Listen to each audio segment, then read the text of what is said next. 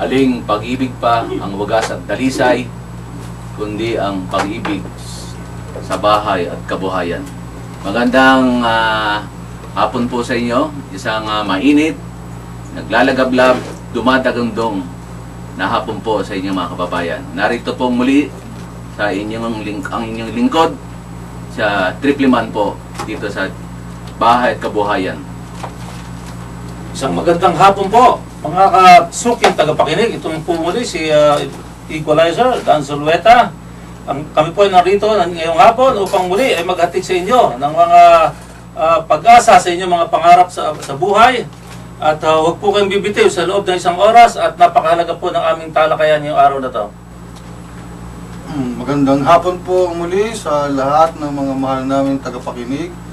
Si Herman Bognot po ito at manatiling makinig sa aming programa.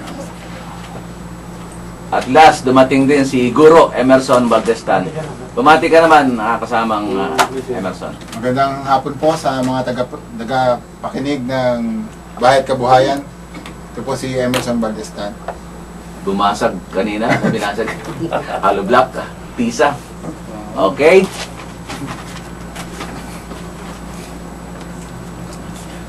Binabati ko po.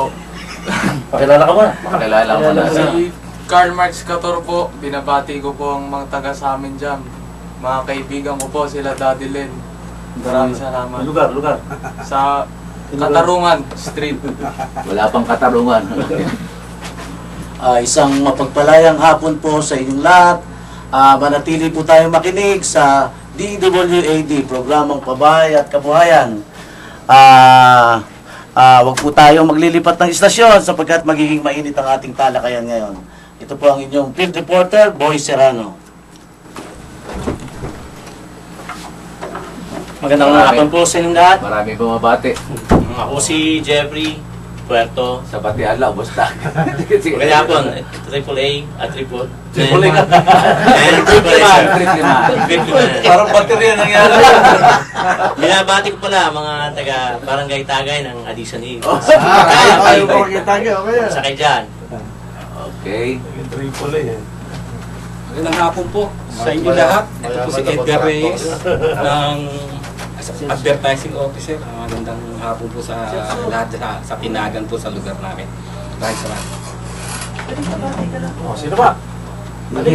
Magandang hapon sa ating mga listeners na nakikinig sa ating programang Bahay at Kabuhayan sa DWAD. Huwag po nating alisin ang radyo at ating pong pakinggan ang magandang talakayan dito sa ating programa. At isang oras naman po tayong papalawat sa himpapawid para pag-usapan ang Bahay at Kabuhayan.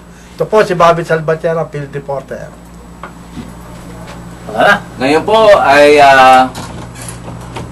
ay Hulyo 7, Kirabak Tagalog, 2012.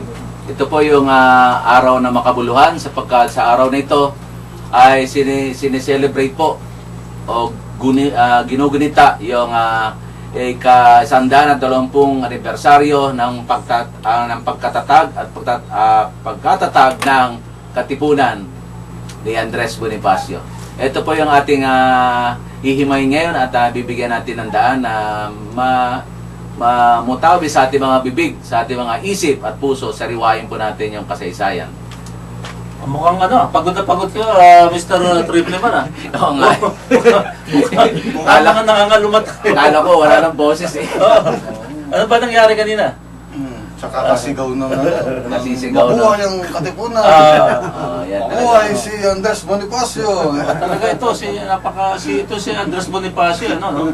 Ako pinag-aaralan ko dito ang buhay at buhay nito si Andres Bonifacio. Talagang napakaganda ng ng istorya ng taong ito. At siya nga is katunayan ay siya kinukonsider na siya ang pambansang bayani, no? At unang naging pangulo. Oo, at dahil sa totoo lang pala, hindi pa pala talaga na siya sa batas ang pagiging national hero ni Jose Rizal, di ba? Wala pa. Wala pa. Kaya nga nagkakaroon ng dapat nga ba si Andres Bonifacio ang doon sa libro ni Saide, no? I-declare siya doon na hero dahil sapagkat para hindi, kasi kung si Bonifacio ang ginawa noong pambansang bayani ay maingganyo yung mga Pilipinong humawak ng tabak at lumaban, laging magrevolusyon dahil laging himagsikan ang sinisigaw ni Andres Bonifacio. At yun may hindi talaga, marami pa rin Andres Bonifacio ngayon na naglilitawan sa iba-ibang katauhan. Kasi yung mga mananaliksik na seryosong nag-aral sa usapin yan, si Renato Constantino, si Dr. Alice Guillermo, ay naniniwala na talagang si Andres Bonifacio ang unang naging Pangulo. Pangulo pa sa paanong paraan. Yung Katipunan kasi, binanggit natin kanina, no? Ika-120 taon ng kanyang pagkakatatag. Ang Katipunan ay ang una nating pamahalaan. Kasi ang ang nating gobyerno. Ito yung magdiwang. Kasi bakit nga ba siyang unang Pangulo? Dahil ayon sa history, no? Ay nagkaroon ng dagdag bawas sa eleksyon na yun. Nagkaroon ng maniobra, no? So para nagkaroon ng dayaan at malinaw na malinaw, maraming tawag dito, mga testigo. Si Aguinaldo, tinutukoy mo, Oo, yes, walang iba eh. Baka magalit ka sa ating Magdalo niyan, hindi naman. At dahil ito nasa sa history naman to eh. Okay, so, tama yan. hindi naman ito opinion, kundi galing doon sa ating nabasa na may ganyang pangyayari, no? At isa hanggang ngayon, hindi pa rin nasa-settle ang issue niya. Oo, tama. Pero maaari tayong magkaisa doon sa Katipunan ng talagang unang nagtaguyod ng pakikibaka laban sa mga Espanyol at humihingi ng lubos at kagyat na kalayaan.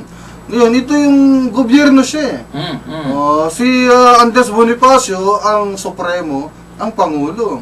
Kaya kahit hindi siya tawaging republika, ay meron siyang sariling anyo ng pamahalaan. At saka yung labanan ng Magdalo at Magdiwang, bagamat sa UP, nung nagdiwang tayo kanina doon, Okay, makikita niyo kanina kasama. yung mga bandila doon, bandila lahat yun ng Magdiwang. Ganun pa man, yung mga pinuno lang naman ng Magdalo. Ang totoo nga, yung Magdiwang at Magdalo, parehong Cavite yan. Yan ang partido ng araw. Pero pareho silang Caviteño na kung karaniwang Katipunero lang naman ang pag-uusapan ay walang duda sa katapatan ng kanilang pagnanasa Para sa bayan, no? Para sa bayan, matamo ang tunay na kalayaan. So, nangyari, hindi magkasundo, kaya parang minsan, history repeats itself, di ba? Kaya nga, Kaya yung mga pangyari noon, at nangyari pa itong mga nakaraan, at nangyari pa, di ba? ano ba yung sinasabi mo kasama na nagkatayan, dagdag bawas na nasabi mo? Marami tayong nakikinig, baka ilinaw natin to. Ano ba? Dagdag bawas ba to o maniobra lang? Maniobra. Sa parang yung eleksyon na actually, mas maraming butanteng nag-groundwork kasi mas kukunti yung butanteng nakarating doon sa dapat Tondo. na dapat kaalyado ni Tama si Bonifacio. Puro butante ni Aguinaldo. Aguinaldo, natural lang manalo 'yon. At saka hindi kaya may kaugnayan din yung kaninang nilapat na ideolohiya, ito yung France Revolution. Kung saan digmaan to, tunggalian ng mga burges yung mayaman sa kapwa mayaman, hindi umakma. Elite ang itong grupo ni Emilio Aguinaldo, Masa naman itong kabila. Kasi siguro salat sa libro noon, ang nahawakan nilang revolusyon na ilapat sa Pilipinas yung ideolohiya ng Pransya, At hindi nga tumugma rito dahil mismo si Bonifacio ay sinukat yung kanyang kakayahan na hindi nakapag-aral. Tama. Yun ang naging issue ron. Parang mayroong nagko-question sa kanya narating sa akademya. Edukasyon. Edukasyon. Bagamat ang totoo, yung mismong paksa at resolusyon sa Tejeros Convention ay hindi tama, mga kasama. Dahil nagpasya sila doon na magtayo nga ng bagong revolusyonaryong gobyerno.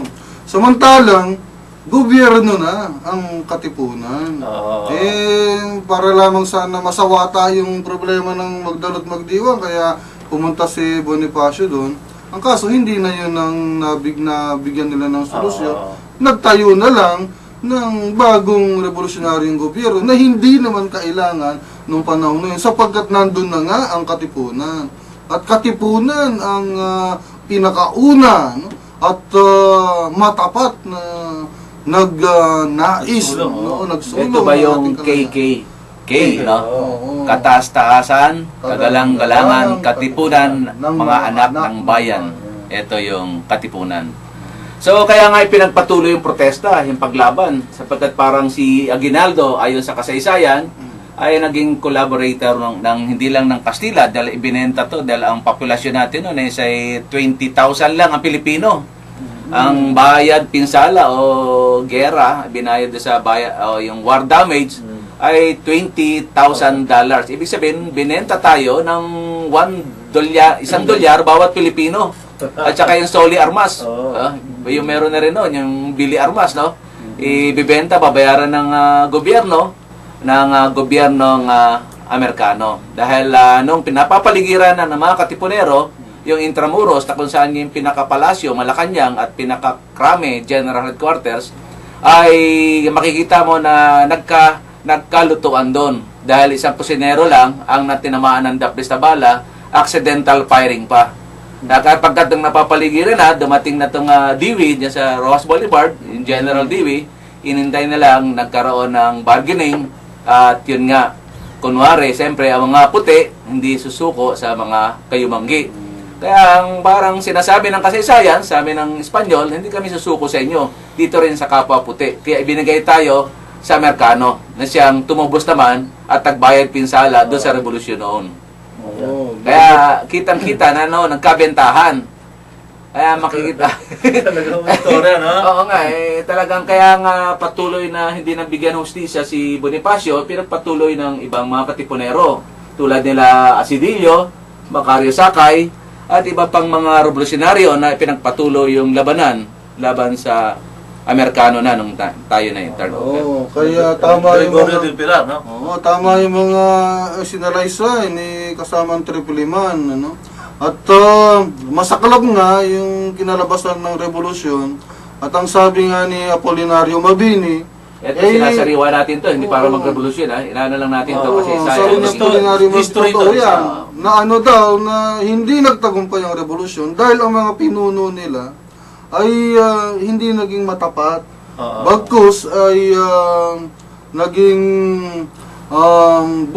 bumaligtad sa kanilang mga pala sa prinsipyo. $20,000 by year, meron pang $800. Yung yung tinatawag na bayad pinsala o war damage, no? Nag-down payment dito sa nagkaroon sila ng treaty sa Hong Kong. Sa biyak na ba to? Sa biyak na ba to yun? $800, ha? Oo, nag-down payment. Sa bulsa lang ni Prof. Kaya na bunutin eh. Buti kung may mabubunot. Wala. At saka ang masaklap na kasi, nawala yung tunay na layunin ng katipunan. Ang layunin talaga niyan ay matamo ang kalayaan at malinaw ito sa pamamagitan ng lakas at dahas. Dahil napatunayan na ng propaganda movement, maging ng La Liga Filipina ni Jose Rizal na walang patutunguhan. Kaya nga, July 3 po, nung itatag ni Jose Rizal, yung La Liga Filipina, natunugan agad. Titingnan mo nga yun, magtutulungan lang Puro ayon sa batas ang nakalagay doon. Pero ikinulong din siya sa Fort Santiago at saka ipapatapon sa Dapitan.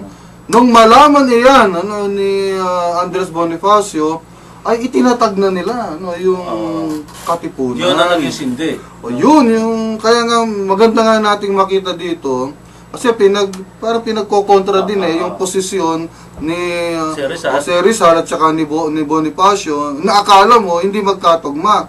Pero kung titignan natin mabuti, mayroon yung ugnayan Malaki dahil, tignan niyo, ang ugnayan dyan, mga kasama, yung kapatid ni Dr. Jose Rizal, si Pasiano. Si Pasiano Rizal ay general. General iyan ng katipunan. At kung titignan, sumusunod din naman si Rizal sa kanyang kuya Ang general ng revolusyon na si Pasiano ay walang duda na kinakailangan gumamit ng lakas at dahas kasi ang katangan ni Caserso,